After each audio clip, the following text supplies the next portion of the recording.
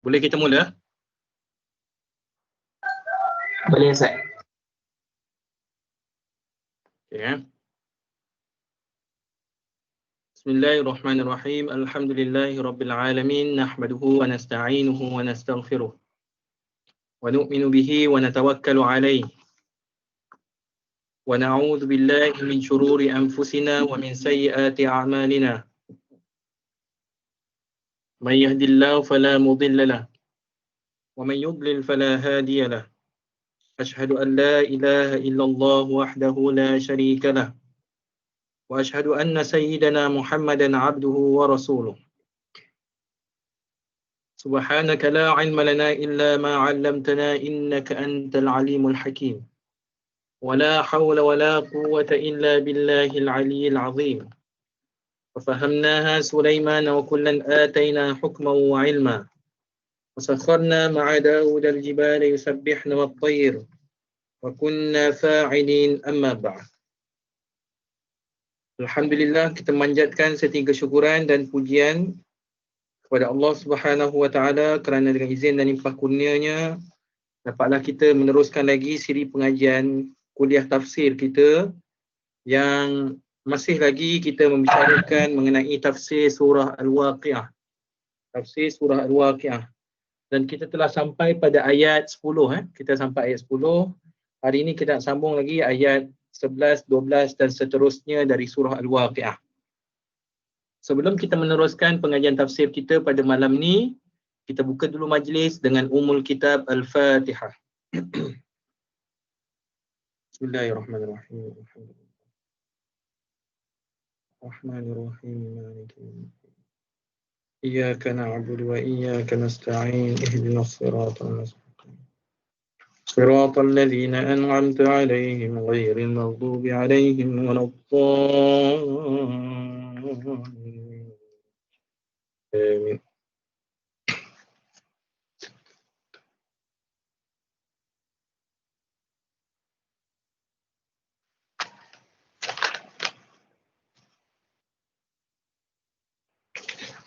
Baik, kita teruskan pada pentafsiran. Kita tengok pada ayat 10 ataupun ayat 10 kita dah sentuh, kita masuk pada ayat 11 dan ayat seterusnya dari surah Al-Waqiah. Saya baca dulu, lepas tu kita tengok pada tafsir. A'udzu billahi minasy syaithanir rajim. Bismillahirrahmanirrahim. والسابقون السابقون أولئك المقربون في جنات النعيم ثلة من الأولين وقليل من الآخرين على سرر موضونة متكئين عليها متقابلين يطوف عليهم ولدان مخلدون بأكواب وأباريق وكأس من معين لا يصدعون عنها ولا ينزفون وفاكهة مما يتخيرون ولحم طير مما يشتهون وحور عين كأمثال اللؤلؤ المكنون جزاء بما كانوا يعملون لا يسمعون فيها لغوا ولا تأثيما إلا قيلا سلاما سلاما وأصحاب اليمين ما أصحاب اليمين في سدر مخضود وطلح منضود وظل ممدود وماء مسكوب وفاكهة كثيرة لا مقطوعة ولا ممنوعة وفرش مرفوعة إنا أنشأناهن إنشاء فجعلناهن أبكارا عربا أترابا لأصحاب اليمين ثلة من الأولين وثلة من الآخرين وأصحاب الشمال ما أصحاب الشمال في سموم وحميم وظل من يحموم لا بارد ولا كريم إنهم كانوا قبل ذلك مترفين وكانوا يصرون على الحنث العظيم وكانوا يقولون أئذا متنا وكنا ترابا وعظاما أئنا لمبعوثون أوآباؤنا الأولون قل إن الأولين والآخرين لمجموعون إلى ميقات يوم معلوم. Sadaqallahul Azim. Jadi hari ini kita cuba targetlah untuk kalau boleh dapat sampai ayat 50, alhamdulillah. Sekurang-kurangnya kita boleh mencapai separuh daripada surah Al-Waqi'ah. Kemudian ada baki lagi 2 kali pertemuan, kita boleh menghabiskan terus tafsiran surah Al-Waqi'ah. Baik tuan-puan, hadirin hadirat, para pendengar yang dirahmati Allah sekalian, kita sambung melihat kembali tafsiran pada ayat 10 dan ayat seterusnya dari surah Al-Waqi'ah. Pada sesi yang lepas, saya telah menyentuh mengenai apakah maksud as-sabiqun sebagaimana yang dinyatakan pada ayat 10. Adalah beberapa maksud yang kita dah lihat. Antaranya ialah as-sabiqun merujuk kepada para nabi. As-sabiqun merujuk kepada orang yang paling awal pergi ke masjid. As-sabiqun juga merujuk kepada orang yang paling bersegera dalam bab mengerjakan amal kebajikan, maka merekalah orang yang terawal melakukan amal kebajikan tersebut. Dengan arti kata yang lain, as-sabiqun merupakan orang yang paling hampir dengan Allah Subhanahu Wa Taala, yang mana dalam hal-hal kebajikan dan ibadah, merekalah orang yang terawal, yang paling bersungguh-sungguh melaksanakan ibadah kepada Allah Subhanahu Wa Taala.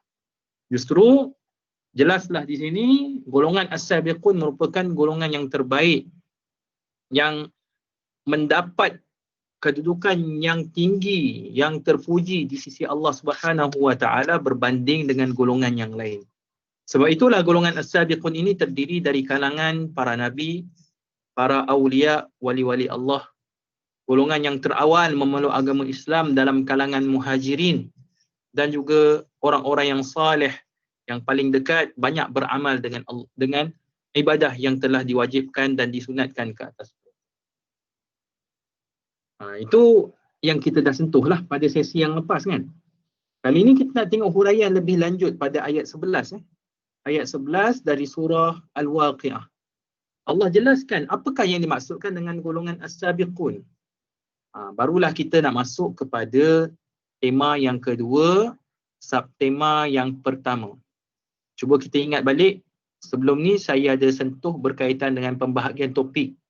Kita sekarang ni masuk kepada topik yang kedua. Topik yang kedua berkaitan dengan 3 golongan. Jadi dalam 3 golongan tersebut, ia terbahagi kepada 3 topik kecil. 3 topik kecil. Topik kecil yang pertama ialah berkaitan dengan golongan as-sabiqun. Siapakah mereka? Apakah kesudahan mereka? apakah bentuk nikmat yang Allah Subhanahu wa taala kurniakan kepada mereka. Justru yang inilah yang kita nak lihat pada surah Al-Waqiah, bermula daripada ayat 10 sehinggalah ayat 26, golongan as-sabiqun ni sampai ayat 26. Okey. Maka kata Allah Subhanahu wa taala mengenai golongan as-sabiqun ini, mereka merupakan ulaikal muqarrabun. Mereka inilah merupakan orang yang paling hampir. Orang yang paling hampir, paling dekat. Iaitu orang yang paling dekat dengan Allah Subhanahu wa taala. Ulaika maksudnya ialah mereka. Al-muqarrabun maksudnya ialah golongan yang hampir dan dekat dengan Allah Subhanahu wa taala. Ada satu ungkapan yang pernah saya sentuh dalam kuliah yang lepas, yang mana ungkapan tersebut popular dan biasa disebut oleh orang-orang yang membicarakan persoalan hati ni, persoalan pembersihan dan penyucian jiwa. Ungkapan tersebut ialah hasanatul abrar sayyiatul muqarrabin. Hasanatul abrar sayyiatul muqarrabin. Ada perkataan muqarrabin di situ. Ulaikal muqarrabun. Samalah dengan ungkapan tadi. Sayyiatul muqarrabin. Golongan al-muqarrabin inilah dijelaskan dalam huraian ungkapan tadi, iaitu hasanatul abrar sayyiatul muqarrabin, sebagai golongan yang halus, golongan yang wara', yang berjaga-jaga dalam hal walaupun perkara tersebut dilihat sebagai perkara sunat, walaupun perkara tersebut dilihat sebagai perkara yang harus, apatah lagi makruh. Golongan al-muqarrabun ni, pendek kata, bahasa mudahnya, apa yang kita rasakan, rasakan perkara tersebut makruh, bagi mereka itu adalah haram. Manakala apa yang kita rasakan perkara tersebut sunat, bagi mereka perkara sunat tersebut dijadikan sebagai kewajipan mereka. Jadi hebatlah, golongan ini agak hebat. Hebat darjat mereka. Kerana apa? Kerana yang makruh mereka anggap ia sebagai satu haram, perlu tinggalkan terus, tak boleh buat. Manakala perkara yang sunat, yang boleh aja kita tak buat, tapi bagi mereka itu adalah wajib untuk dilakukan. Membaca Al-Quran. Membaca Al-Quran wajiblah. Maksudnya kita kena usaha untuk mempelajari dan membaca Al-Quran. Contoh perkara sunat, menunaikan solat sunat hajat ataupun solat sunat tahiyatul masjid, atau solat sunat taubat, ataupun bersedekah. Itu semua amalan sunat, tapi mereka menjadikan amalan sunat tersebut sebagai satu kewajipan dan juga kelaziman mereka. Manakala perkara makruh, contohnya perkara makruh ini ialah menonton televisyen contohnya. Makruh lah, kalau kita tinggal dapat pahala, kalau kita buat tak dapat apa-apa. Tetapi kalau lama kelamaan makruh boleh menjadi haram. Kan, kalau kerap melakukan perkara makruh, dia boleh membawa kepada haram. Maka orang-orang yang muqarrabin ini tidak melakukan perkara yang makruh. Mereka menganggap perkara makruh itu seolah-olah suatu perkara yang haram dilakukan. Haram dilakukan. Apa lagi perkara yang makruh? Apa lagi? Contohnya, pergi ke pasar-pasar yang terbuka, adanya pergaulan antara lelaki dan perempuan secara bebas, kan? Yang mana boleh terdedah kepada perkara-perkara fitnah, perkara yang boleh menjatuhkan keaiban. Itu makruh lah, kan? Pergi ke shopping kompleks ke apa, makruh. Kerana apa? Kerana adanya benda-benda yang tidak sesuai untuk kita lihat dan kita rasai suasana di sana, yang tidak memberikan galakan kepada kita untuk mendekatkan diri kepada Allah. Maka itu adalah makruh, kan? Kalau kita tinggal itu lebih baik. Tetapi bagi orang-orang yang wara', orang-orang yang muqarrabin ini, mereka ini tidak akan sesekali pergi ke tempat-tempat sedemikian rupa. Kan, menonton wayang contohnya. Mereka tidak akan menonton wayang. Perkara yang makruh ini mereka tinggalkan terus. Dia anggap bagi mereka sebagai satu perkara yang haram. Jadi martabat mereka ni sangat tinggilah. Sangat tinggi. Dan kadang-kadang kalau kita fikirkan hampir mustahil lah kita nak cari orang yang sebegini. Ada, tetapi sukar untuk kita menemukan orang-orang sebegini. Tetapi kita perlu berazam lah, kita kena ada azam supaya kita berusaha untuk menjadi sebahagian daripada golongan al-muqarrabin. Kena azam lah, tuan-puan. Okey. Itulah yang dimaksudkan dengan ulaikal muqarrabun, kalimah al-muqarrabun. Kemudian kata Allah Subhanahu wa taala pada ayat berikutnya, ayat 12, fi jannatin na'im. Fi pada jannati syurga, an-na'im kenikmatan. An-na'im kenikmatan. Jadi Allah Subhanahu wa taala menyifatkan golongan as-sabiqun ini berada dalam syurga Allah. Mereka berada dalam syurga Allah yang penuh dengan kenikmatan. Allah Subhanahu wa taala menyatakan pada ayat ini dengan kalimah jamak, kata jamak. Jannah itu biasa kita faham sebagai maksud syurga. Dalam konteks ayat 12 ini kita baca macam mana? Macam mana kita baca?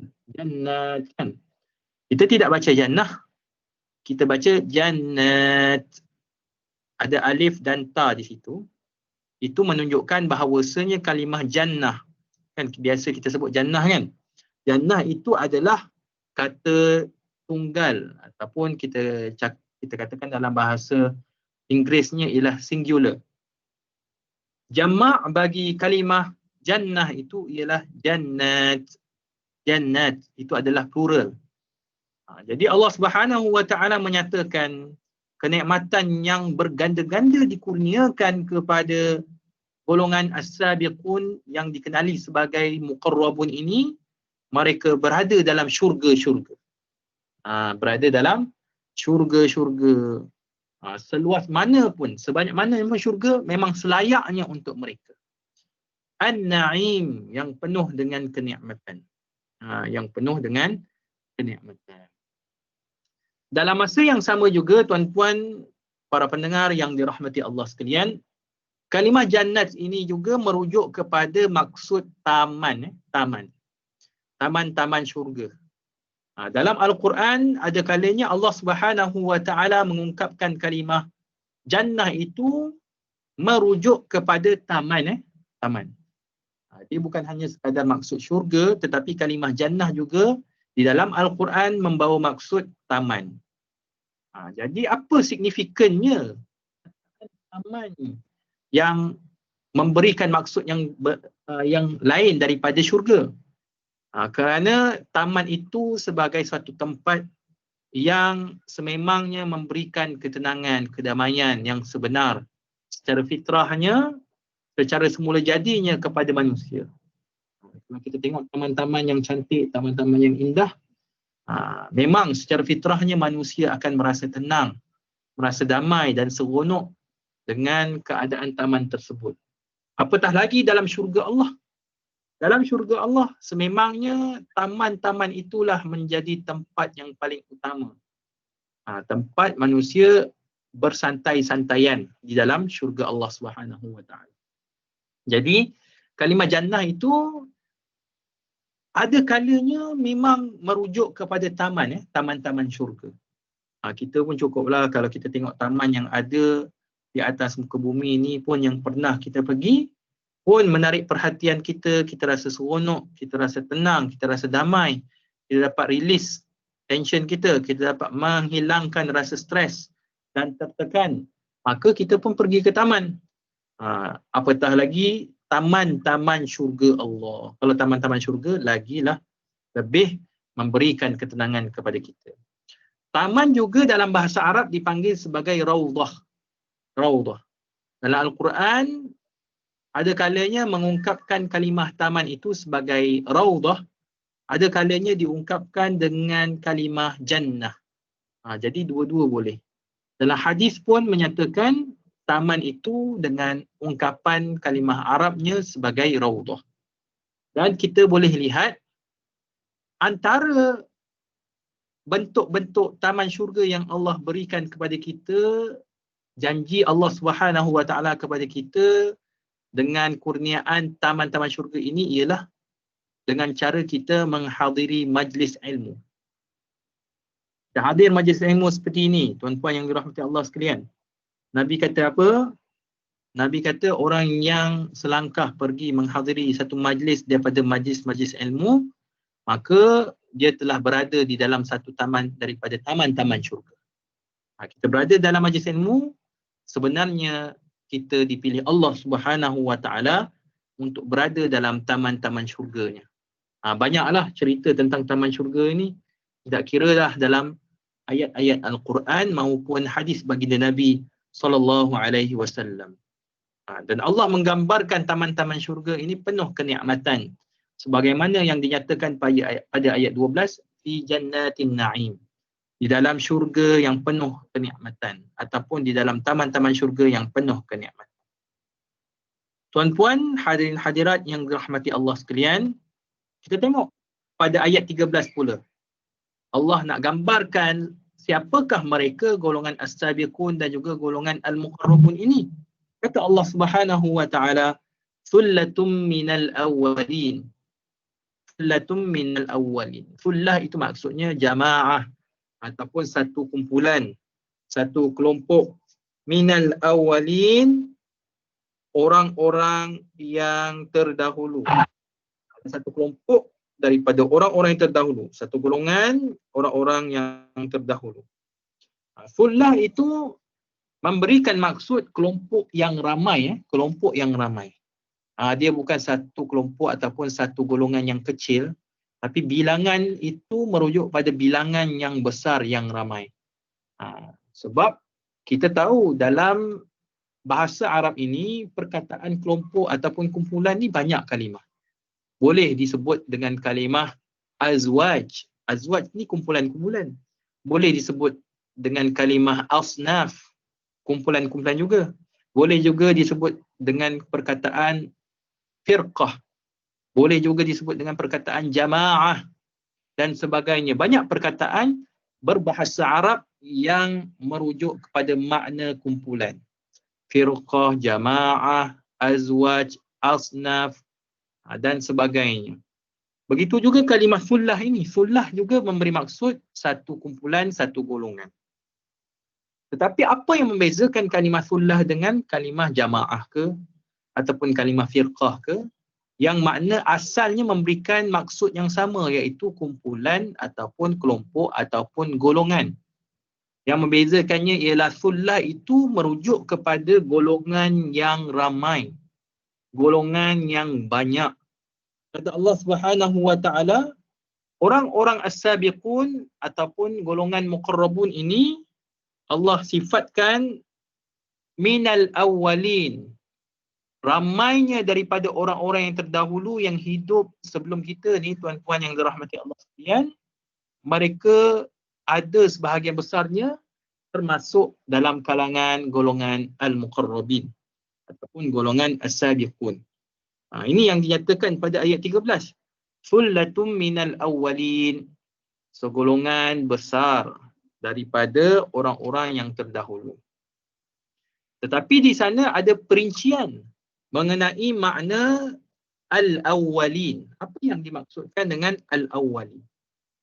Al-awwalin itu kita fahami secara terjemahan perkatanya ialah orang-orang yang terdahulu lah, orang-orang yang terawal.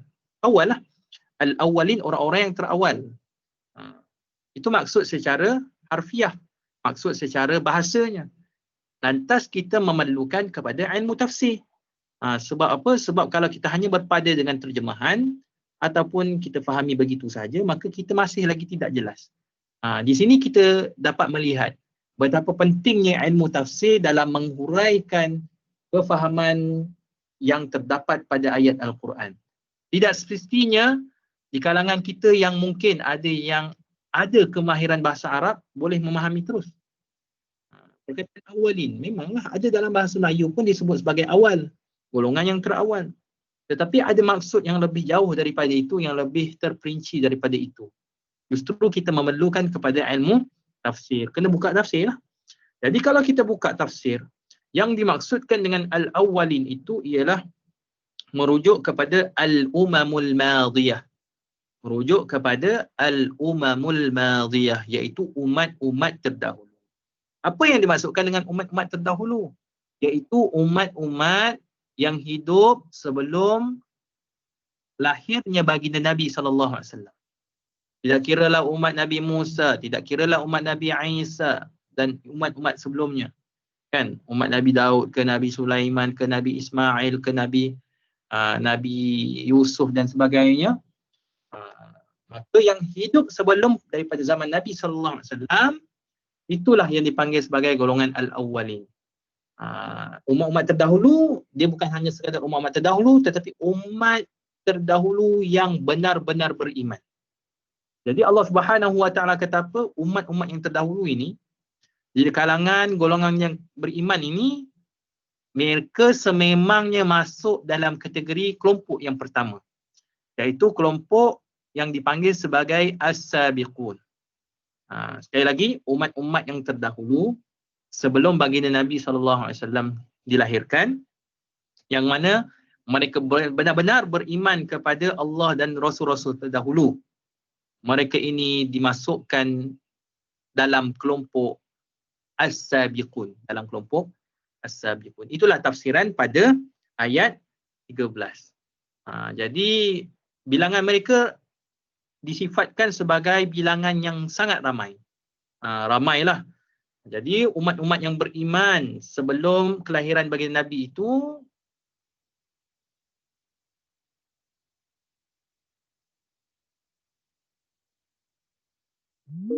ini sebagaimana yang dinyatakan oleh seorang tabi'in yang mahir dan juga pakar dalam bidang tafsir Al-Quran.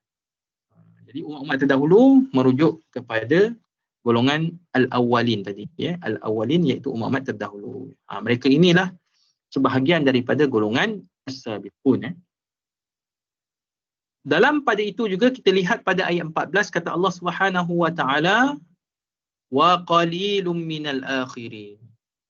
Kalau umat-umat terdahulu itu ramai termasuk dalam golongan as-sabiqun, manakala umat yang terkemudian, minal akhirin, akhir, yang terkemudian lah, Allah Subhanahu Wa Taala kata mereka ini qalil, sedikit pula dalam kalangan golongan yang terkemudian ini termasuk dalam golongan as-sabiqun. Golongan as-sabiqun ini lebih ramainya terdiri daripada umat-umat terdahulu yang beriman. Manakala golongan yang terkemudian ini bilangan mereka sedikit daripada umat-umat terdahulu. Golongan yang terkemudian ini sedikitlah yang dikategorikan sebagai golongan as-sabiqun. Siapakah golongan yang terkemudian ini? Golongan yang terkemudian ini ialah umat baginda Nabi SAW. Siapa pula umat baginda Nabi SAW? Umat baginda Nabi SAW ialah umat yang menerima risalah baginda Nabi SAW, menerima risalah Islam daripada dakwah baginda Nabi SAW sehinggalah hari kiamat.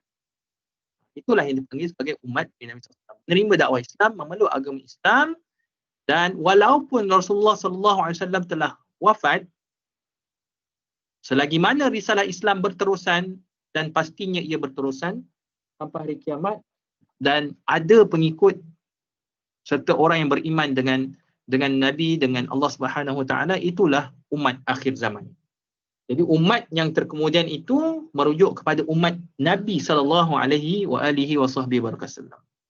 Dalam tafsir Al-Quran dinyatakan al-akhirin itu bermaksud hadhil ummah.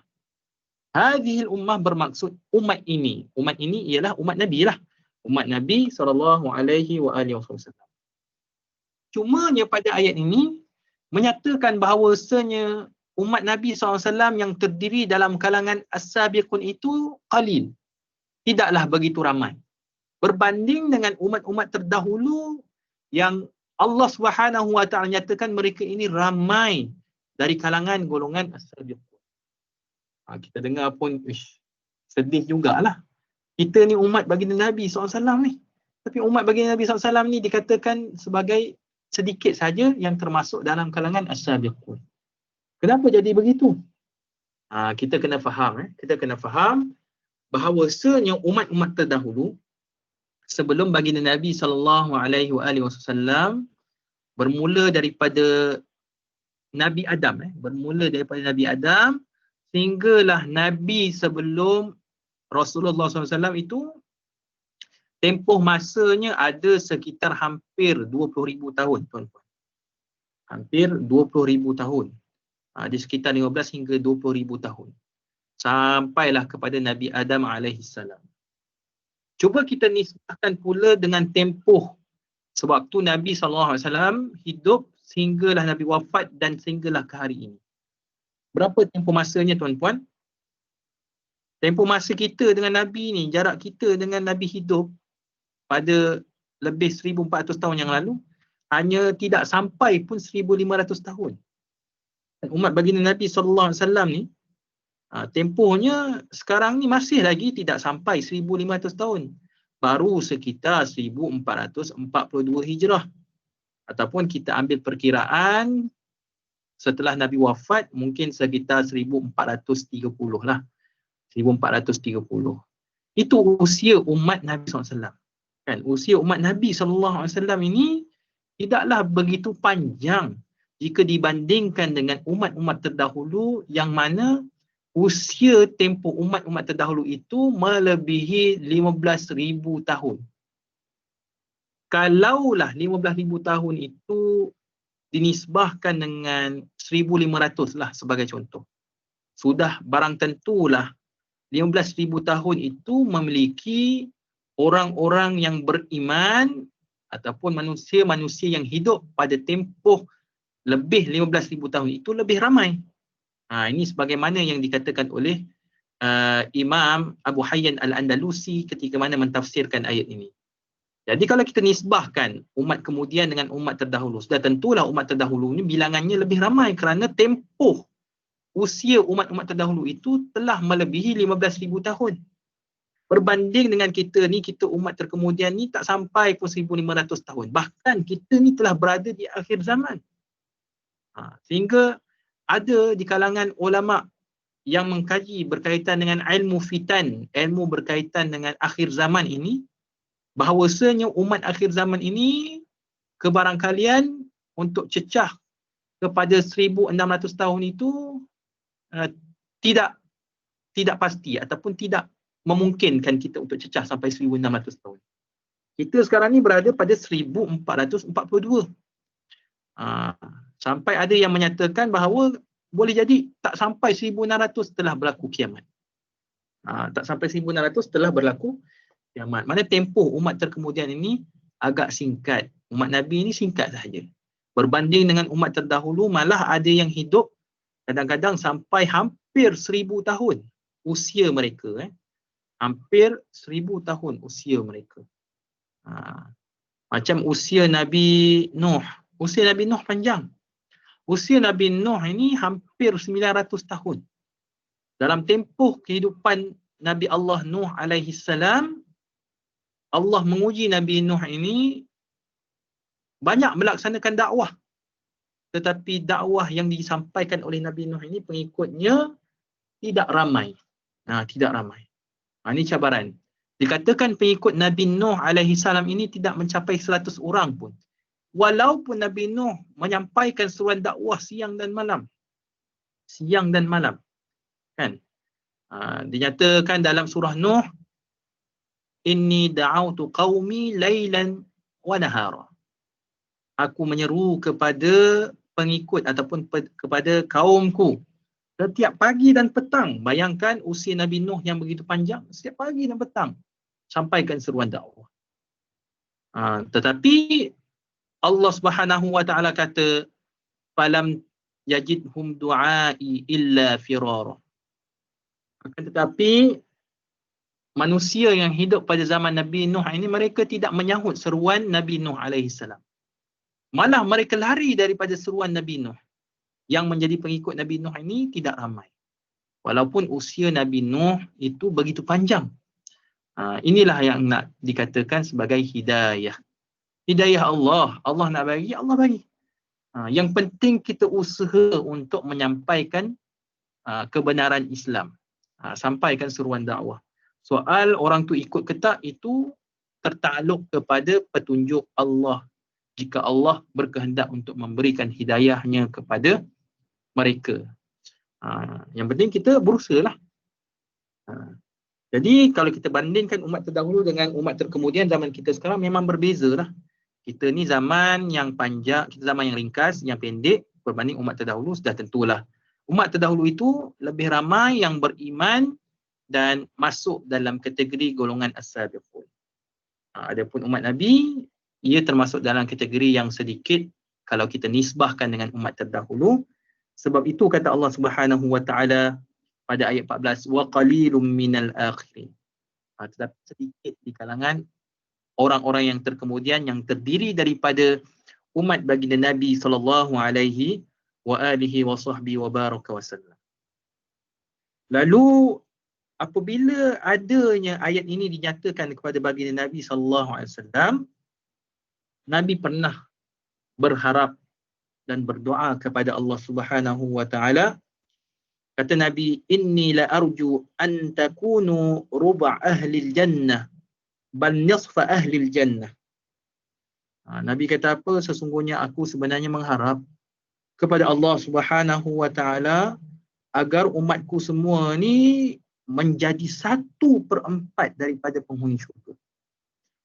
Punyalah Nabi mengharap mudah-mudahan umat baginda Nabi ni 1/4-nya merupakan penghuni syurga.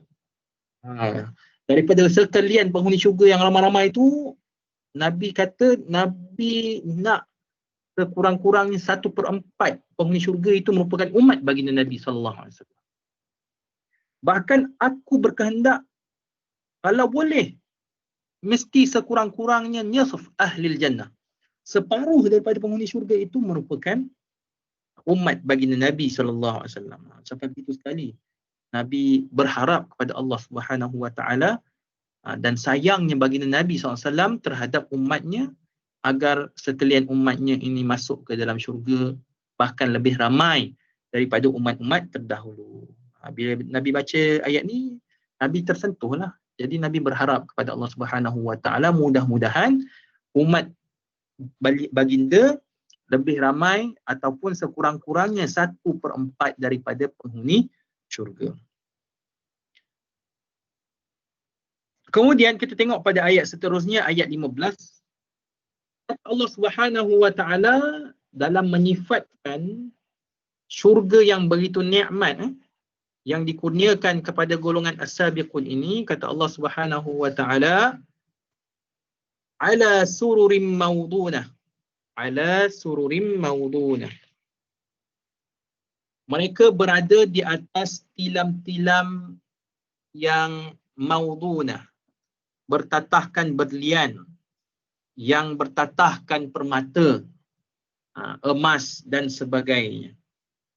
Mereka bersantai-santaian di atas tilam yang bertatahkan emas ataupun permata ataupun perak ataupun seumpama dengannya. Ibnu Abbas mentafsirkan kalimah maudunah itu, perkataan maudunah, mardunah ni maksudnya bertatahkan, maksudnya dihiasi dengan emas ke, permata ke, mutiara ke, berlian ke, perak ke.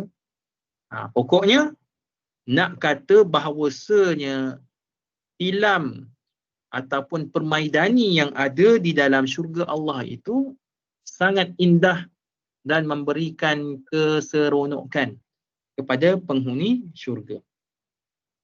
Jadi Ibnu Abbas yang merupakan sepupu baginda Nabi SAW dan merupakan seorang bapa, seorang bapa tafsir. Bapa tafsir kita siapa?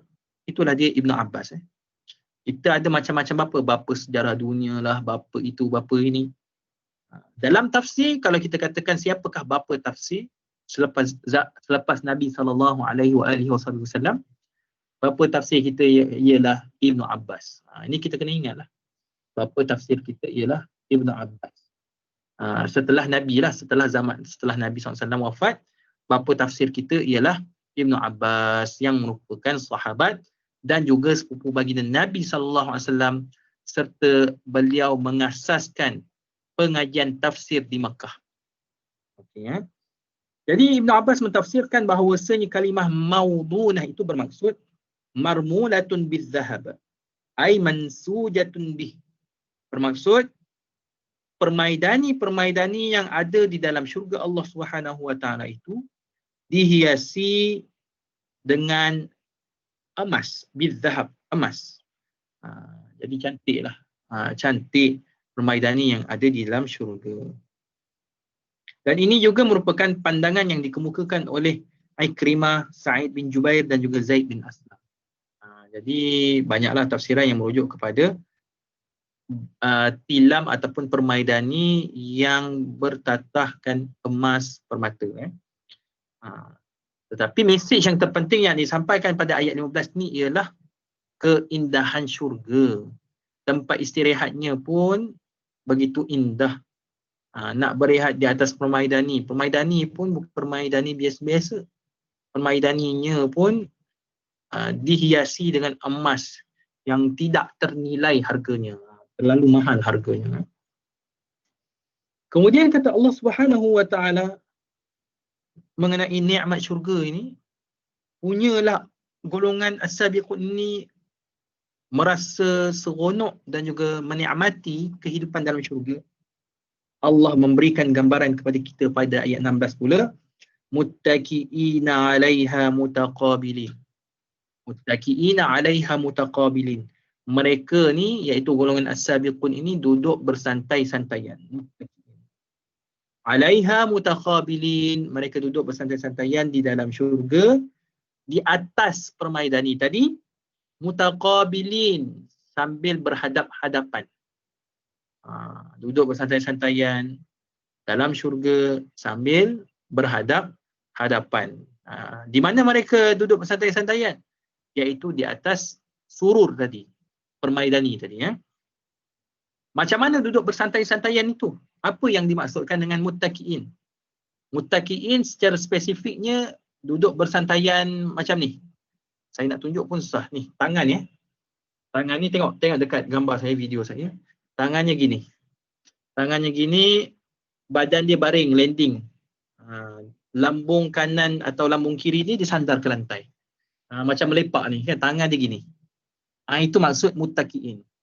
Dia rehat. Lepas tu depan ni pun duduk macam tu juga, sambil bersantai-santaian. Kaki bersilang, baringkan badan, kemudian cakap gitu. Ini penghuni syurga, nak kata mereka ni bila berada dalam syurga penuh dengan istirahat dan juga kenikmatan. Sambil itu mereka berbual, tanya khabar dan juga berbual tentang perkara yang baik. Mereka tidak cakap perkara buruk. Mereka tidak bercakap perkara yang buruk, apatah lagi perkara yang mendatangkan dosa. Memang Allah Subhanahu wa taala sifatkan penghuni syurga sebegitu. Kemudian apa lagi yang Allah Subhanahu wa taala gambarkan dalam syurga? Pada ayat 17 Allah Subhanahu wa taala yatufu alaihim wildanun mukhalladun. Yatufu alaihim wildanun mukhalladun. Ketika mana mereka duduk bersantai-santaian, duduk macam ni tadi kan yang saya kata, duduk ataupun kita katakan apa, baring, baring, ya. Baringkan badan, lambung kanan, lambung sebelah kanan ni dia baring, dia kena di lantai, kaki lurus tapi mungkin lurus bersilang ke, baring gitu, rehat. Ketika itu ada wildan. Wildan ni siapa dia? Iaitu pelayan-pelayan syurga. Pelayan-pelayan syurga ni datang kepada mereka, mengelilingi mereka, yatuf. Wildan datang kepada mereka, pelayan-pelayan syurga datang kepada mereka, yatufu alaihim, mengelilingi mereka. Mengelilingi mereka, apa yang mereka buat? Mereka membawa hidangan. Sebagaimana yang dinyatakan pada ayat 18, bi'akwabiw wa abariqa wa ka'sim min ma'in. Ketika mana mereka mengelilingi penghuni syurga tersebut, dekat tangan mereka ni ada hidangan berupa akwab. Akwab ni gelas-gelas. Wa abariq, ada cerik, bukan cerik panas tu, cerik dia macam teko. Teko yang cantik. Wa ka'sim min ma'in, dan juga kas, gelas yang besar. Yang mana dalam ketiga-tiga bekas tadi tu, cirik ataupun teko yang besar, teko yang cantik, gelas yang besar dan juga aqua pun gelas tapi gelas yang kecil. Semua itu mengandungi air. Terdapatnya air. Mimma'in, diambil daripada air yang mengalir. Jadi ketika mana penghuni syurga ni duduk bersantai-santaian, datanglah pelayan-pelayan. Jadi Allah Subhanahu wa taala menyifatkan pelayan-pelayan syurga ni dengan kalimah mukhalladun. Kalimah mukhalladun. Apa yang dimaksudkan dengan mukhalladun ni? Kalau kita tengok terjemahan yang ada dalam mana-mana kitab terjemahan, kebiasaannya itu maksudnya merujuk kepada usia yang tetap muda. Usia yang tidak berubah, yang tetap muda. Jadi wildan ni, pelayan-pelayan istana ni memang usianya begitulah. Tetap tidak berubah, nampak muda. Dan sampai bila pun mereka, begitulah rupa paras mereka, begitulah usia mereka, tidak meningkat. Apabila kita melihat kepada tafsir pula, di sana ada tafsiran yang lebih luas. Golongan pelayan syurga ini, Allah sifatkan mereka sebagai mukhalladun, yang memberikan maksud mukhalladuna ala sifatin wahidah. Mereka ni kekal dengan satu sifat. Apa yang dimaksudkan dengan satu sifat? Yang dimaksudkan satu sifat itu mereka ni sebagai pelayan lah. Mereka ni memang kerjanya sebagai pelayan. Buatlah sampai bila-bila mereka tidak pernah jemu sebagai pelayan. Memang Allah Subhanahu wa taala takdirkan begitu. Dalam masa yang sama, mereka juga la yakbirun ataupun la yakbarun wa la yashibun. Mereka ni tidak akan tua. Berlalu satu hari, berlalu satu tahun, berlalu berkurun-kurun. Atau sampai bila-bila pun mereka tidak akan selama-lamanya besar. Begitulah juga penghuni syurga, usia mereka selama-lamanya tidak bertambah tahun, tidak bertambah abad. Begitulah usia mereka. Mukhalladun pun begitulah usia mereka. Mereka tidak akan tua. Wildan ini juga kalau kita lihat, ia merujuk kepada pelayan-pelayan lelaki. Pelayan-pelayan lelaki. Dan ada juga yang mentafsirkan wildan ini disandarkan kepada pelayan-pelayan yang mana anak-anak kecil dulu meninggal dunia dan tidak sempat menjadi mukallaf. Maksudnya tak membesar, dia meninggal dunia waktu kecil. Wallahu alam, itu satu tafsiran yang bersifat ni lah. Kita kata terpencil lah. Ada pendapat. Qil, ada pendapat. Maksudnya anak-anak ni dia kecil-kecil dah meninggal lah. Atau meninggal dalam kandungan contohnya. Meninggal dalam kandungan tak sempat lahir. Dah 7 bulan dah 8 bulan tapi meninggal. Ataupun meninggal ketika usia bayi. Tak sempat lagi usia 10 tahun ke, sampailah 11 tahun sampai dia mumayyiz. Dia boleh bezakan baik buruk, tahu pahala dosa. Tapi dah meninggal dulu. Dikatakan qil lah. Kalau qil ni maksudnya tidak kuat lah. Masuk ke dalam syurga, memang mereka dapat menikmati syurga itu. Dalam masa sama juga mereka menjadi pelayan, pelayan-pelayan syurga. Sebagai lelaki-lelaki yang rupa parasnya cantik, handsome dan seumpama dengannya. Jadi tuan-puan yang dirahmati Allah sekalian, apa yang mereka lakukan ialah mereka menyediakan minuman. Mereka menyediakan minuman di dalam syurga. Minuman dalam syurga ni diambil kat mana? Diambil daripada sungai yang mengalir. Sebab itu dikatakan di sini bi aqwabi wa abariq wa ka'sim min ma'in. Dengan gelas-gelas, dengan cawan-cawan dan dengan teko-teko yang dicedok air tersebut daripada sungai yang mengalir. Sungai yang mengalir.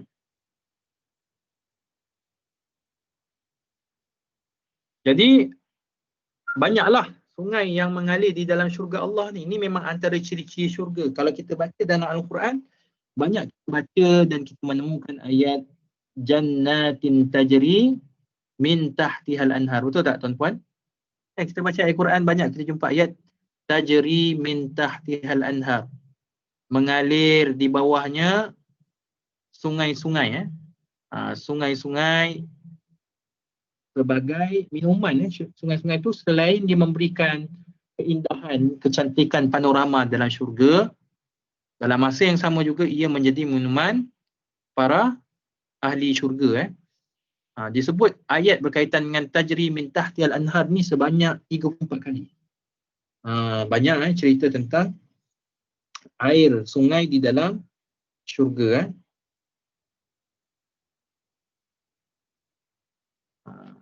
Jadi inilah kewirdan, dia ambil air, dia cedok air, dia bagi pada penghuni syurga. Bahkan penghuni syurga ni belum sempat nak memaklumkan air apa yang dia nak minum, hanya terlintas saja dalam hati mereka ni, tiba-tiba tuk-tuk datanglah wildan, pelayan syurga ini menghidangkan air yang dia kehendaki.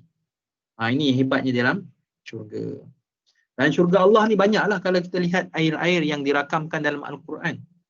Allah Subhanahu wa taala ada nyatakan dalam surah Muhammad ayat 15 mengenai air-air sungai yang menjadi minuman kepada penghuni syurga.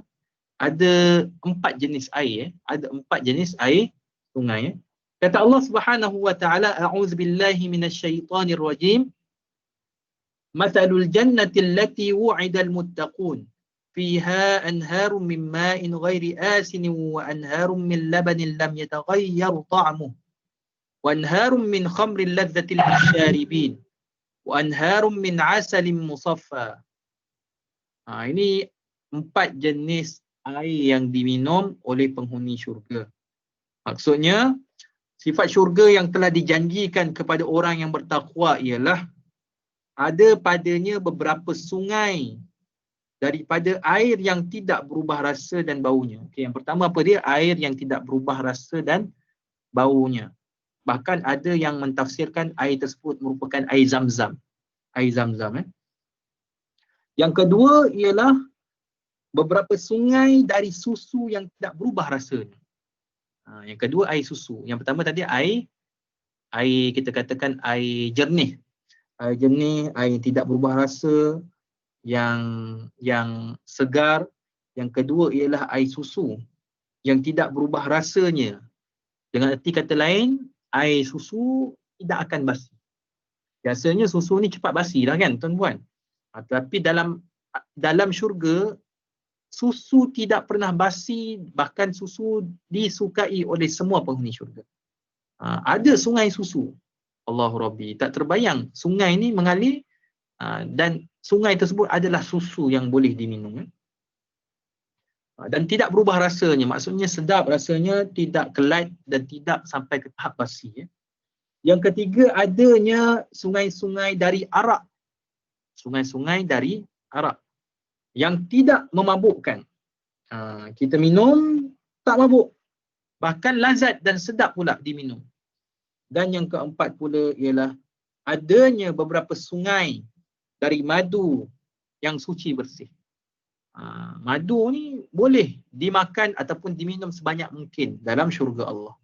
Kalau di dunia ni barangkali ada di kalangan manusia yang mungkin dia allergic dengan madu ataupun dia alah dengan madu. Menyebabkan boleh jadi datang penyakit kencing manis. Boleh jadi ada yang mungkin tak boleh minum madu banyak-banyak. Ataupun kita sendirilah kalau kita makan madu sebanyak mungkin sampai kita rasa nak termuntah contohnya. Tapi dalam syurga Allah, minumlah air madu sebanyak mungkin sekalipun kita tidak pernah rasa nak muntah, tak pernah rasa jemu dan tak pernah rasa muak. Ini memang Allah Subhanahu Wa Taala takdirkan penghuni syurga sebegitu rupa. Lalu air-air tersebut dihidang oleh penghuni syurga yang terdiri daripada pelayan-pelayan yang dikatakan sebagai wildan. Kemudian kata Allah Subhanahu Wa Taala lagi pada ayat berikutnya, apa lagi nikmat yang dikurniakan kepada penghuni syurga di kalangan kelompok yang pertama ni, kelompok as-sabiqun. Kata Allah Subhanahu Wa Taala, la yusaddauna anha wa la yunzifun. Mereka ini tidak pening. La yusaddaun, mereka ni tidak pening. tak pening disebabkan minum air tersebut. Kenapa dikatakan tidak pening di sini? Wala yunzifun, dan mereka pula tidak mabuk. Sebab apa? Sebab kalaulah madu ataupun kalaulah air tertentu seperti air arak sebagai contoh, minum terlalu banyak menyebabkan seseorang itu boleh jadi pening, mabuk. Di dunia lah, kita katakan di dunia. Tapi Allah Subhanahu Wa Taala nak sifatkan air arak dalam syurga ni, sungai arak ni, dia tidak memeningkan, dia tidak memabukkan. Sebab itu dijelaskan di sini la yusaddauna anha wa la yunzifun, dan tidak memabukkan. Bahkan Ibnu Abbas menghuraikan di dalam syurga ini air araknya dia ada 4 ciri.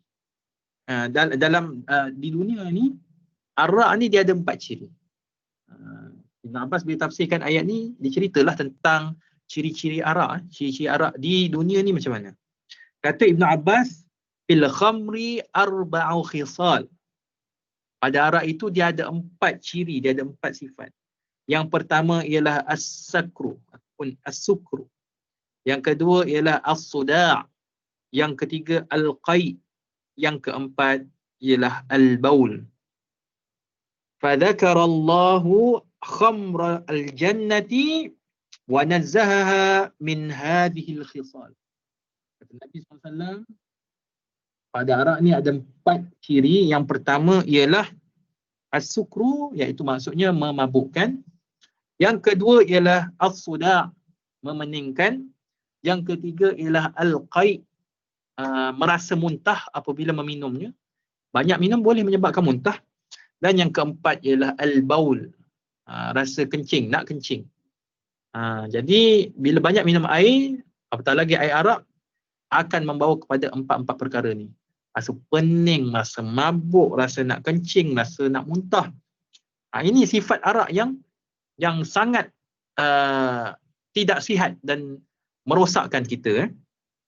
Tetapi kata Allah Subhanahu Wa Taala mengenai syurga, arak di dalam syurga, fadzakarallahu khamra al-jannah. Kan, bila sebut arak di dalam syurga, Ibn Abbas kata wa nazzahaha an hadhihi al-khisal. Allah hilangkan terus keempat ciri tadi yang ada pada arak dunia, tetapi bila di dalam syurga, arak tersebut tidak ada langsung keempat ciri tadi. Minum arak di dalam syurga, kita tidak akan rasa nak kencing. Minum arak di dalam syurga, kita tidak akan rasa untuk muntah. Kita tidak akan sesekali merasa pening, tak akan sesekali merasa mabuk. Semuanya kita tak rasa. Habis itu Ustaz, dalam syurga ni macam mana kita nak kencing? Tuan-puan hadirat yang dirahmati Allah sekalian, dalam syurga ni tidak ada istilah membuang hadas. Dalam syurga ni kita tidak kencing. Dalam syurga ni kita tidak buang air besar, kita tidak berak ataupun buang air besar. Semuanya tidak ada. Benda-benda yang nampak kotor itu tidak ada berlaku dalam syurga Allah.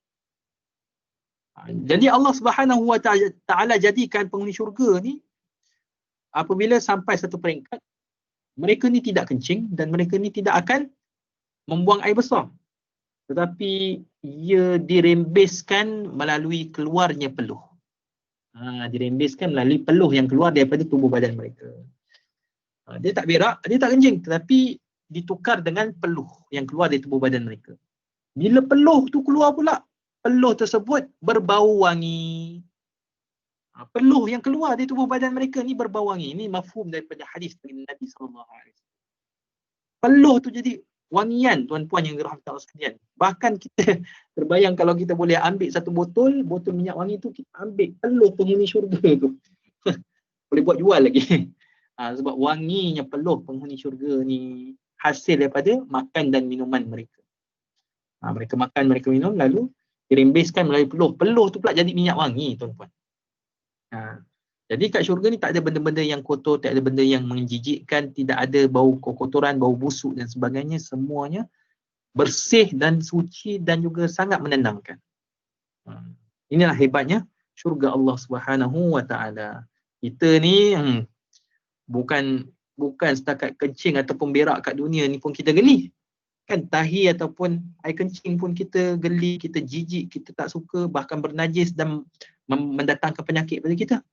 Bahkan peluh yang ada pun pada diri kita pun kadang-kadang kita rasa rimas, kita tak selesa. Kan? Peluh yang ada pada tubuh badan kita pun kita rasa rimas, tak selesa. Tapi peluh penghuni syurga ni, mudah-mudahan kalau kita masuk syurga, kita menghasilkan peluh, kita suka betul dengan peluh yang kita ada tu. Subhanallah. Inilah penghuni syurga. Nikmat penghuni syurga. Jadi Allah Subhanahu Wa Taala sifatkan penghuni syurga. Penghuni syurga ni minumlah sebanyak mana pun air dalam syurga. Tak kira lah air arak ke, air madu ke, air susu ke, air yang jernih ke. Mereka tidak akan merasa mabuk dan juga tidak akan merasa sakit kepala. Tuan-tuan hadirin yang dirahmati Allah sekalian, kalau kita belajar tentang rawatan Islam kan, kita belajar rawatan Islam, ayat inilah dijadikan sebagai ayat syifa, sebagai ayat untuk kita merawat penyakit yang berkaitan dengan otak seperti sakit kepala, pening, migrain, kan, depression, terlalu tertekan. Ayat inilah digunakan oleh pengamal pengubatan Islam. Kerana apa? Kerana ayat ni menyifatkan penghuni syurga ni tidak pernah merasa pening, tidak pernah merasa mabuk dan seumpama dengannya. Dengan barakah yang terkandung pada ayat ini yang menceritakan tentang sifat penghuni syurga yang tidak sakit kepala, tidak pening, tidak mabuk, maka dijadikan ayat ini sebagai ayat ruqyah, ayat jampi untuk merawat orang yang sakit kepala, orang yang pening, orang yang migrain, orang yang ada sakit otak, yang menyebabkan tidak senang, tidak boleh tidur, yang ada sakit di bahagian kepala ni, yang mabuk, yang hilang akal. Jadi ayat ni lah digunakan. Ini sebagaimana yang boleh kita pelajari lah dalam kebanyakan pusat rawatan Islam menggunakan ayat ni. Baca banyak kali, la yusadda'una anha wa la yunzifun, la yusadda'una anha wa la yunzifun, la yusadda'una anha wa la yunzifun. Kalau boleh hafal. Kemudian dibacakan pada air yang telah dijampi ayat tersebut, dijampi dengan Al-Fatihah dan juga baca la yusadda'una anha wa la yunzifun. Lalu air tersebut yang dijampi itu disiram ataupun dijiruskan di atas kain yang diletakkan atas kepala. Kain tu dia letak atas kepala kan? Kain tu letak atas kepala orang yang sakit kepala tu. Kemudian air yang dibacakan dengan Al-Fatihah dan juga ayat la yusadda'una anha wa la yunzifun sekurang-kurangnya baca. Air tersebut dituangkan di atas kain yang diletakkan atas kepala. Tuang. Tuang lah. Rasa nak tuang sikit. Sampailah dia tidur. Yang penting dia kena rehat. Dia tak boleh buat benda lain. InsyaAllah dengan izin Allah, bila dia bangun semula, kepalanya akan menjadi ringan dan tidak sakit kepala. InsyaAllah. Saya pernah Alhamdulillah cuba buat begitu dekat kepala saya. Pernah saya rasa sakit, kemudian saya tidur, kemudian bangun daripada tidur, Alhamdulillah rasa lega. Subhanallah. Inilah kemu'jizatan Al-Quran sebagai syifa penawar. Di samping kita pun tidak meninggalkan ataupun menafikan rawatan-rawatan moden. Cuma bagi saya lah, pada pendapat saya, kalau rawatan moden yang tidak bercanggah dengan Islam, teruskanlah, tiada masalah. Tuan-puan janganlah pertikaikan terus pula. Kita jangan pertikaikan terus rawatan moden yang tidak bercanggah dengan Islam. Bahkan itulah yang menjadi tuntutan kita untuk memelihara nyawa. Jangan kita pertikaikan. Ada orang yang terlalu ta'assub, yang terlalu rigid dengan pengubatan sunnah, pengubatan Islam, sehingga menolak terus apa-apa yang datang daripada pengubatan moden. Contohnya vaksin, isu yang panas. Tapi saya tak nak kupas lah, agak panjang nanti. Isu vaksin ni ada golongan pro-vaksin, bahkan ada yang begitu sangat ta'assub vaksin.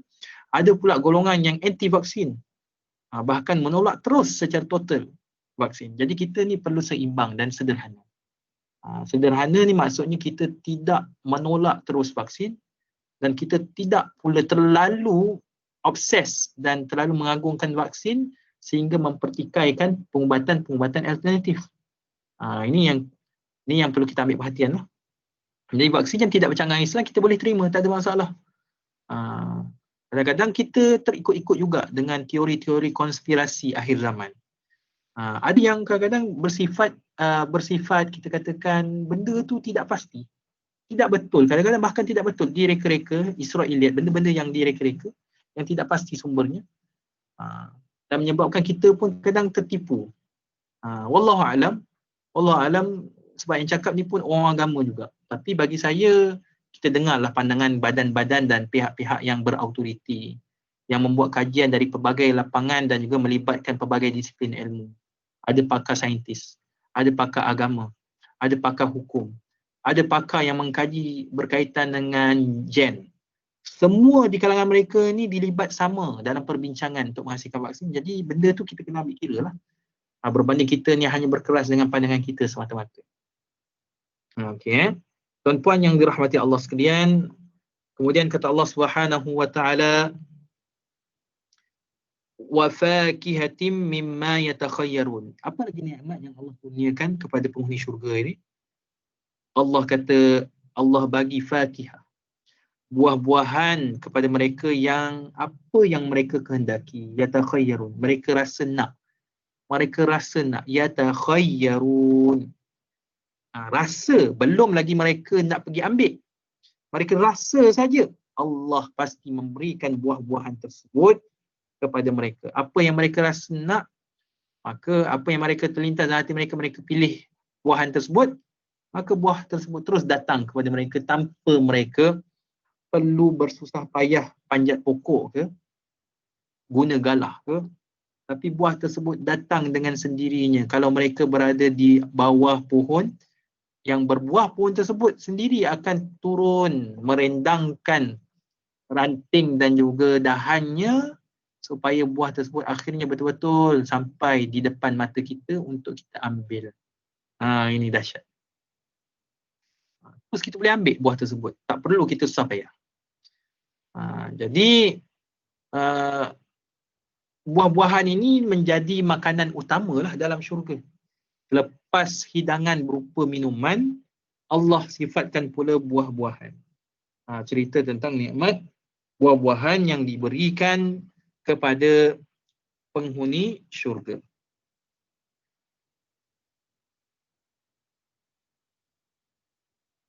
Jadi dibincang di sini kenapa dicerita tentang buah-buahan. Penghuni syurga ni kalau kita baca Al-Quran, boleh dikatakan tiada. Allah kata makanan berupa nasi kepada penghuni syurga. Pernah tak kita dengar? Dalam ayat Al-Quran, Allah memberikan makanan berupa nasi kepada penghuni syurga.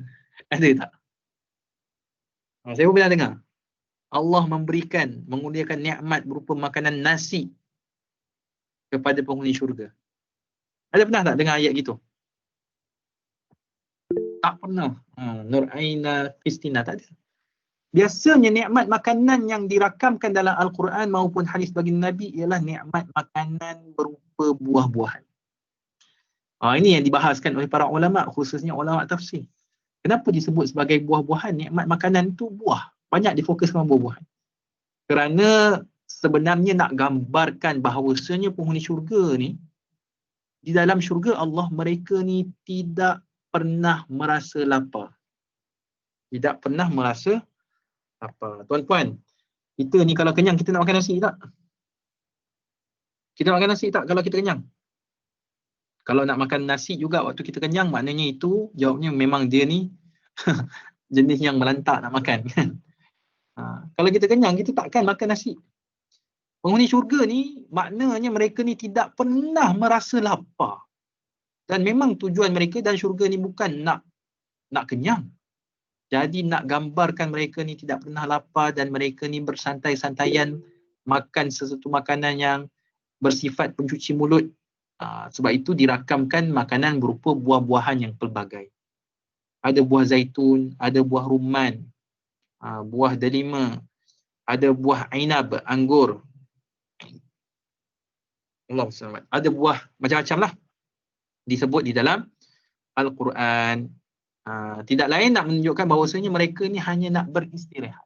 Ini banyak dikupas dalam kebanyakan tafsir. Nak beristirahat, nak bersantai-santaian di dalam syurga Allah. Bukan bermakna mereka ni lapar dan nak makan sampai kenyang. Tak.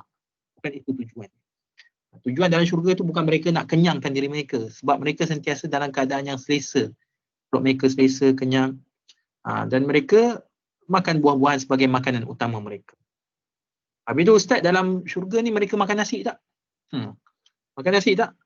Itu terpulang kepada mereka. Wallahu a'lam. Selagi mana apa yang terlintas dalam hati mereka nak makan, yakinlah bahawasanya dalam syurga apa jua yang mereka minta semuanya datang dengan sendirinya kepada mereka. Inilah nikmat syurga. Apa yang terlintas dalam diri mereka semuanya akan datang kepada mereka.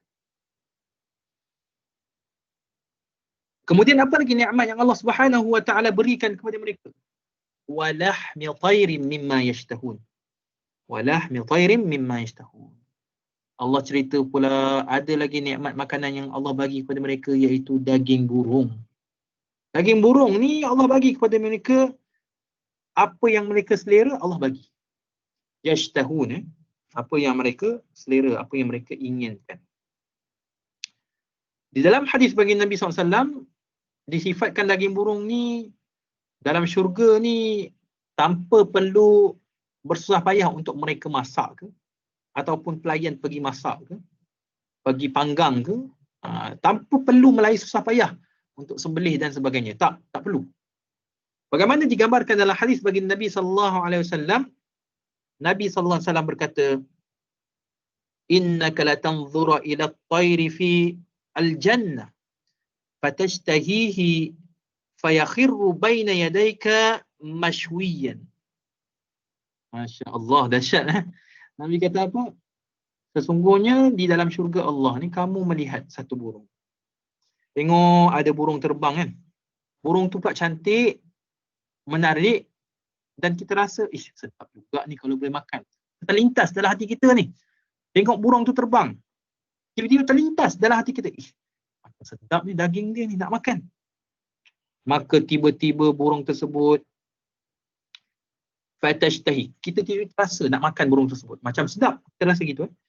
Fayakhiru baina yadaik. Tiba-tiba dia datang landing kat tangan kita ni. Tiba-tiba datang burung tersebut.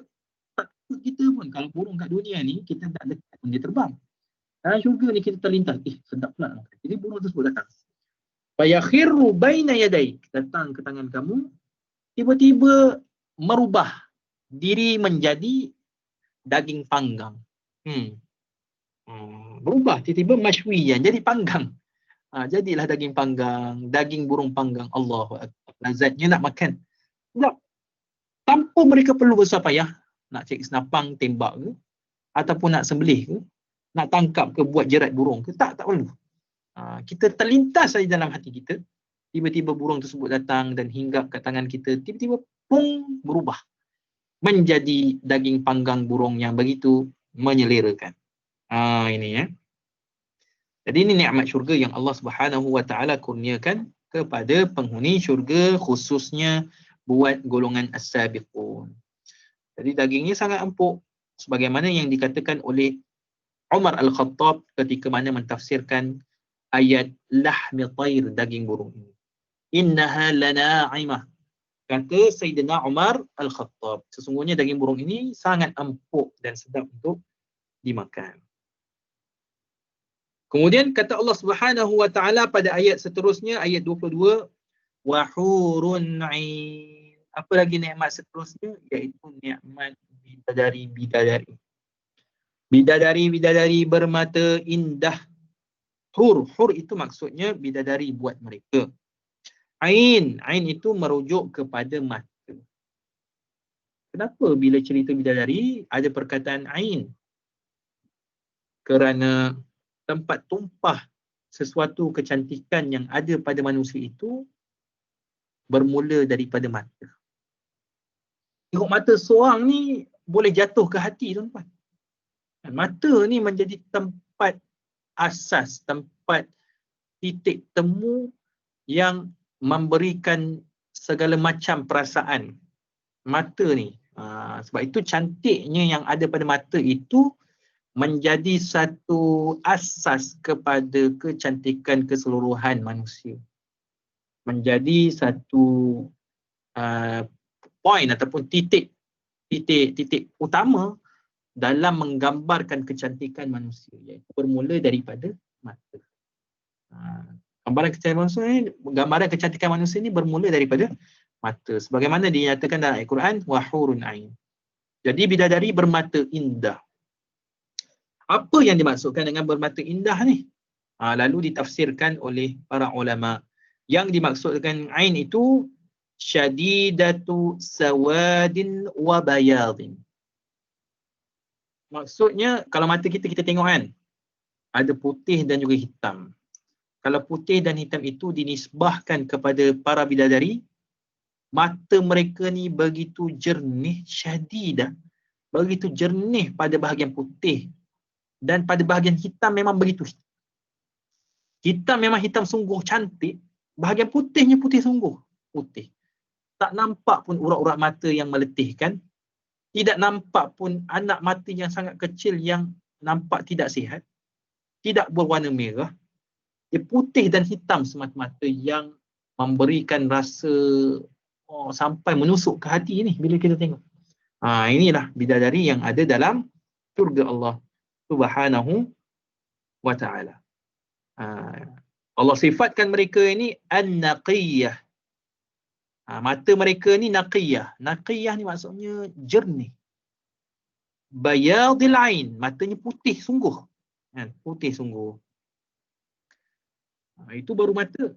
Kemudian Allah Subhanahu wa ta'ala kata lagi macam mana mereka ni bidadari dalam syurga Allah. Ka'amthalil lu'lu'il maknun. Ka'amthalil lu'lu'il maknun. Mereka ini seumpama permata lu'lu' yang tersimpan rapi. Mutiara yang tersimpan rapi di dasar laut. Kenapa disifatkan sebegitu rupa, dinisbahkan sebegitu rupa? Kerana nak memberikan gambaran kepada kita bahawasanya bidadari dalam syurga itu tidak pernah disentuh. Tidak pernah disentuh, tidak pernah dipegang, tidak pernah sesiapa pun mengganggu dan juga mengambil kesempatan ke atas bidadari. Sekiranya bidadari tersebut telah mendatangi, bertemu dengan seseorang lelaki, selepas itu Allah Subhanahu wa ta'ala menjadikan bidadari tersebut seumpama bidadari yang baru. Nampak muka yang sama, orang yang sama, tapi seperti seolah-olah belum pernah berjumpa lagi. Ini hebatnya bidadari dalam syurga. Sebab itu disifatkan sebagai ka'amthalil lu'lu'il maknun. Mereka ni seumpama mutiara yang tidak pernah disentuh ataupun tersimpan rapi. Tersimpan rapi. Kita tengok mutiara yang betul-betul berada dalam cangkerang, yang berada dalam tiram itu memang sangat-sangat cantik lah. Bila buka itu begitu jernih. Hunna fi safa'i bayadihinna wa husnihinna. Itulah dia bidadari yang sangat jernih, putih dan juga begitu menarik, cantik. Husnihinna, sangat cantik dan menarik pada fizikal mereka.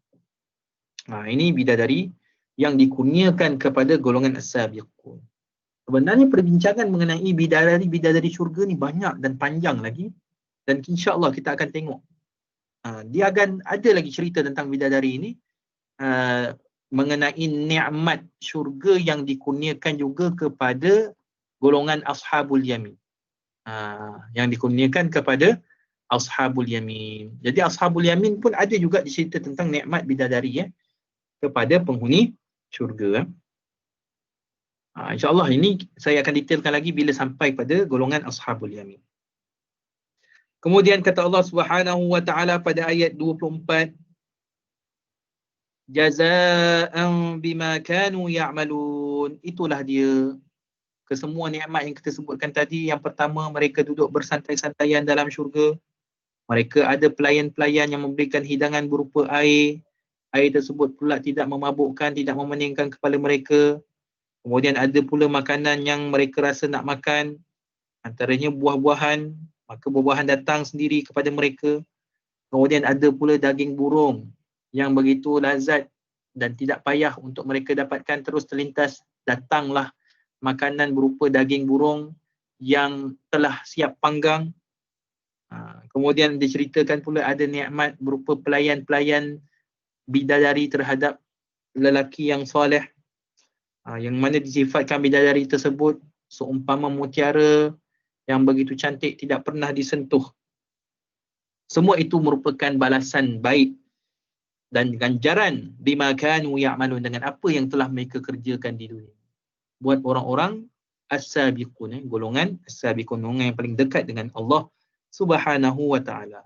Kita cerita banyak-banyak ni tentang nikmat syurga ni kerana apa? Kerana mudah-mudahan ia boleh menjadi satu motivasi kepada kita untuk terus meningkatkan amalan. Sebab itu banyak diceritakan dalam Al-Quran, targhib, galakkan untuk melaksanakan amal kebaikan. Antaranya ceritalah tentang nikmat syurga yang kadang-kadang tidak terbayang oleh akal kita. Tak terbayang oleh akal kita. Begitu dahsyat nikmat syurga ni, supaya kita pun bersungguh-sungguh dan berlumba-lumba untuk melaksanakan amal kebaikan. Dengan asbab kita melaksanakan amal ibadah dan amal kebajikan, maka Allah Subhanahu wa taala memasukkan kita ke dalam syurga. Kemudian kata Allah Subhanahu wa taala pada ayat berikutnya, la yasma'una fiha lagwa wa la ta'thima illa qilan salaman salama. Dalam syurga Allah Subhanahu wa taala ini kita pasti tidak akan mendengar satu perbualan yang sia-sia. Mereka tidak mendengar, la yasma'una fiha lagwa. Mereka tidak mendengar, penghuni syurga ni tidak mendengar perbualan yang sia-sia. Ni di kalangan golongan as-sabiqun tadilah yang kita nak cakap ni. Golongan as-sabiqun ni dia tidak akan mendengar perbualan yang sia-sia. Kalaulah perbualan, percakapan, kata-kata yang sia-sia pun mereka tidak pernah dengar, ini kan pula kata-kata yang mendatangkan dosa, lagilah mereka tidak pernah dengar. Sebab itu dikatakan wala ta'thima. Mereka tidak pernah mendengar, tidak akan mendengar kata-kata yang sia-sia, bahkan yang mendatangkan dosa, mereka tidak pernah dengar. Apa yang mereka dengar di dalam syurga Allah Subhanahu wa taala ialah illa qilan salaman salama. Yang mereka dengar di dalam syurga Allah Subhanahu wa taala ialah ucapan salam, ucapan penghormatan yang baik-baik. Bertemu dengan orang mengucapkan assalamualaikum, bertemu dengan penghuni syurga yang lain saling bertanya khabar, mengambil berat antara satu sama lain. Ini semuanya salam. Kita nak berdamai, kita nak berbaik-baik, kita nak menghubungkan silaturahim. Baik saja. Tak pernah kita nak cakap benda yang buruk, nak mengumpat ke, nak cerita keburukan orang lain. Tak pernah. Kerana apa? Kerana dalam syurga itu semuanya yang baik-baik, yang sejahtera, yang damai, yang menenangkan. Kita tak rasa gundah gulana dengan percakapan orang lain. Kerana apa? Segala ucapan yang keluar daripada tutur kata penghuni syurga ini semuanya baik-baik belaka. Salam dikatakan di situ. Dikatakan di situ illa qilan salaman salama, kecuali dikatakan kepada mereka perkataan salam yang baik-baik. Begitu juga dalam surah Yasin yang biasa kita baca. Kan dalam surah Yasin ada satu ayat kita baca salamun qawlan mir rabbir rahim. Kan ucapan salam ditujukan kepada mereka oleh Tuhan yang Maha Penyayang. Kan Allah memberikan ucapan salam kepada mereka, ucapan kesejahteraan kepada mereka dalam syurga. Dalam syurga, nikmat yang paling besar sekali ialah penghuni syurga dapat melihat Allah Subhanahu wa taala. Itulah nikmat yang paling besar. Kita nak timbulkan persoalan bagaimana ke, macam mana boleh jadi nikmat paling besar ke, itu soal kedua, kita jangan fikirkan. Yang perlu kita yakini bahawa nikmat yang paling besar dalam syurga, walaupun kita macam-macam boleh buat dalam syurga. Boleh makan makanan yang sedap, boleh minum minuman yang sedap, boleh kita buat macam-macam perkara yang begitu menenangkan kita, berehat, bersantai. Nak buat itu dan ini, semua boleh. Tetapi nikmat yang paling besar dalam syurga ialah melihat Allah. Soal melihat Allah ni, wallahu a'lam. Tetapi itulah hadiah yang terbesar Allah bagi kepada kita di syurga.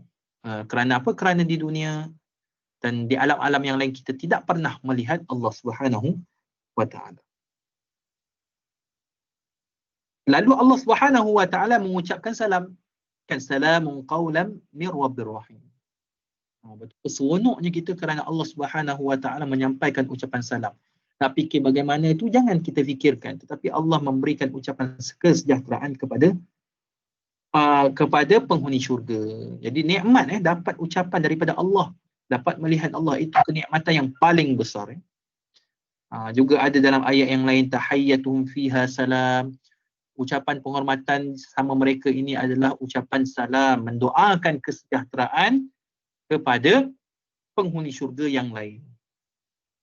Dalam pada itu juga kalau kita lihat tafsiran yang lain yang dikemukakan oleh para ulama, yang dimaksudkan dengan illa qilan salaman salama, mereka ni tidak mendengar perkara yang sia-sia, apatah lagi yang menentangkan dosa, melainkan dikatakan kepada mereka ucapan salam ataupun kesejahteraan saja, yang baik-baik kepada mereka. Tafsiran yang lain itu, tafsiran yang dikemukakan yang lain ialah perkataan salam itu illa qilan salaman salama, itu bermaksud ay annahum salimun minal lagwi wal ism. Bermaksud melainkan, tengok pada ayat 26, mereka ni tidak mendengar perkataan yang sia-sia apatah lagi yang mendatangkan dosa, melainkan mereka ini mendengar salama, ataupun dikatakan kepada mereka ucapan yang berbentuk penghormatan, kesejahteraan. Salaman di situ bermaksud salimun minal lagwi wal ism. Mereka ini salim, selamat. Selamat daripada minal lagwi wal ism. Selamat daripada apa-apa unsur yang melalaikan, yang sia-sia dan juga yang mendatangkan dosa. Selain ucapan dalam kalangan ini ucapan yang baik, dalam masa yang sama juga mereka ini selamat daripada apa jua benda-benda yang berbentuk sia-sia, apatah lagi yang mendatangkan dosa di dalam syurga. Benda itu tidak akan berlaku dalam syurga. Inilah kenikmatan syurga yang Allah kurniakan kepada kita semua. Mudah-mudahan kita masuk dalam kalangan penghuni syurga. Tuan-puan, hadirin hadirat yang dirahmati Allah sekalian, habis mengenai subtema yang pertama daripada topik yang kedua. Topik yang kedua ialah mengenai 3 golongan penghuni syurga, dan subtopik ataupun topik kecil yang pertama mengenai 3 golongan ini ialah berkaitan dengan ciri-ciri golongan as-sabiqun. Tadi kita cerita banyak-banyak tu mengenai ciri-ciri golongan as-sabiqun dan juga bentuk kenikmatan yang Allah kurniakan kepada mereka. Barulah kita nak masuk pula kepada tema ataupun topik kecil yang kedua, iaitu mengenai golongan yang kedua pula yang dipanggil sebagai golongan Ashabul Yamin. Golongan Ashabul Yamin. Iaitu merupakan penghuni syurga juga, tetapi martabat dan juga kedudukan mereka ini berada bawah daripada penghuni syurga yang bergelar As-Sabiqun. Maknanya dua kumpulan besar, dua grup ataupun dua kumpulan ataupun kelompok besar di kalangan orang yang beriman ialah, yang pertama ialah As-Sabiqun dan yang kedua ialah Ashabul Yamin. As-Sabiqun, golongan yang terbaik di sisi Allah, masuk ke dalam syurga yang terbaik, Jannatul Firdaus, syurga Firdaus. Golongan yang kedua ialah golongan Ashabul Yamin, penghuni syurga juga tapi berada di bawah. Berada di bawah. Masuk syurga tapi martabatnya bawah daripada martabat golongan As-Sabiqun, ya. Jadi baru kita cerita tentang golongan kanan ni. Kenapa dipanggil sebagai golongan kanan? Kenapa dipanggil sebagai golongan kanan? Kerana mereka menerima catatan amalan dengan tangan kanan. Sebab itu dipanggil sebagai golongan kanan. Jadi kata Allah Subhanahu wa taala, wa ashabul yamin ma ashabul yamin fi sidrin makhdud. Yang kedua ni cerita tentang golongan kanan yang menerima catatan amalan dengan tangan kanan. Apakah golongan kanan itu? Tengok ayat 27. dan golongan kanan, apakah golongan kanan itu? Itu tafsiran yang pertama. Tafsiran yang kedua juga boleh dilihat dalam bentuk ta'ajub. Dan golongan kanan, ma itu ma li ta'ajub, ma untuk menunjukkan rasa ta'ajub kepada golongan kanan. Alangkah gitu alangkah baiknya, alangkah nikmatnya, alangkah bahagianya golongan kanan itu. Al-yamin. Itu maksud ma yang kedua.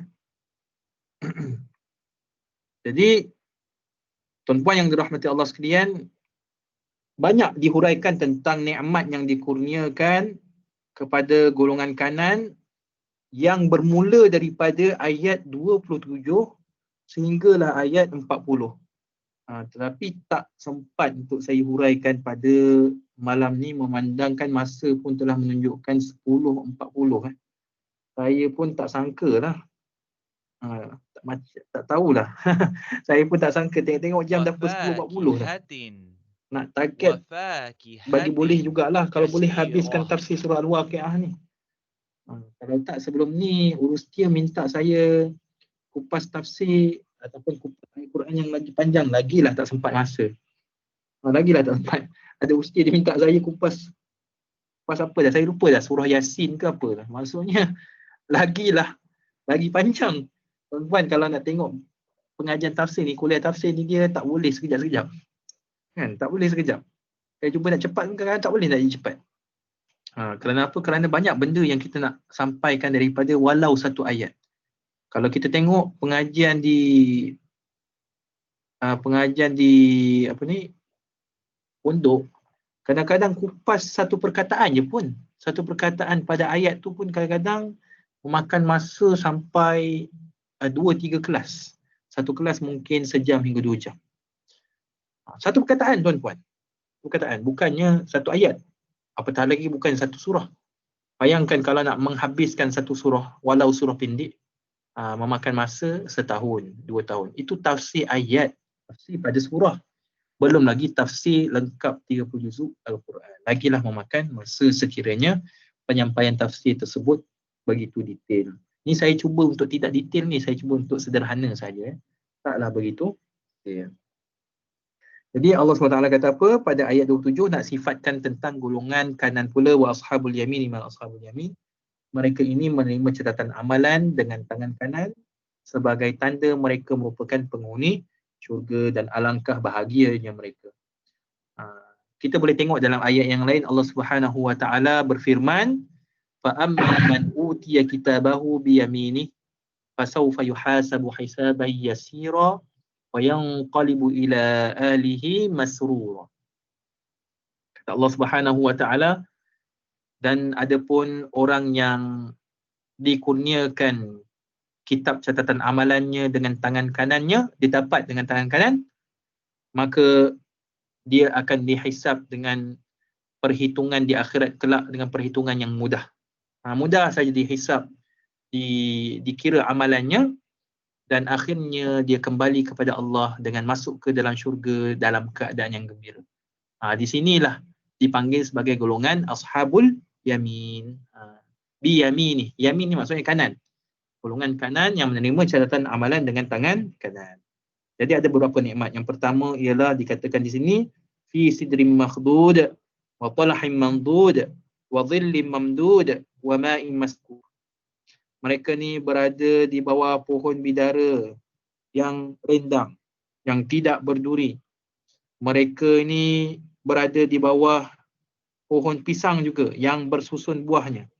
Ini semua pokok-pokok yang tanam dalam syurga yang begitu memberikan ketenangan kepada manusia.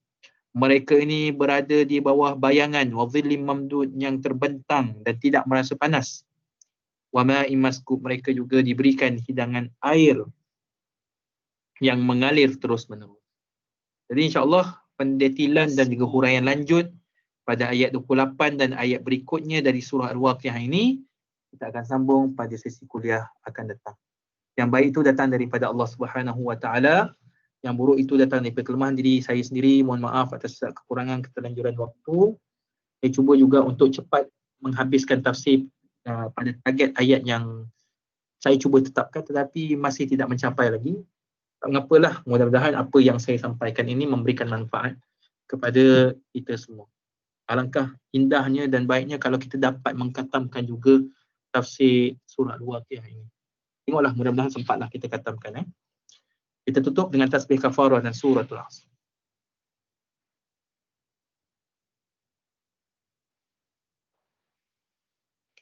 Bismillahirrahmanirrahim. Allahumma ja'al jam'ana hadha jam'an marhuma wa tafarruqana min ba'di tafarruqan ma'suma. Allahumma ja'alna minal ladzina yastami'una al-qawl fayattabi'una ahsana. Allahumma ja'alna minal khashi'in wal khadi'in bi syari'atik. Allahumma faqihna fid din wa 'allimna at-ta'wil wahdina siratal mustaqim. Allahumma arhamna bil Qur'anil 'azim waj'alhu lana imama wa nura wa huda wa rahmah. Allahumma dhakkirna minhu ma nasina wa 'allimna minhu ma jahilna. وارزقنا تلاوته آناء الليل وأطراف النهار واجعله لنا حجة يا رب العالمين.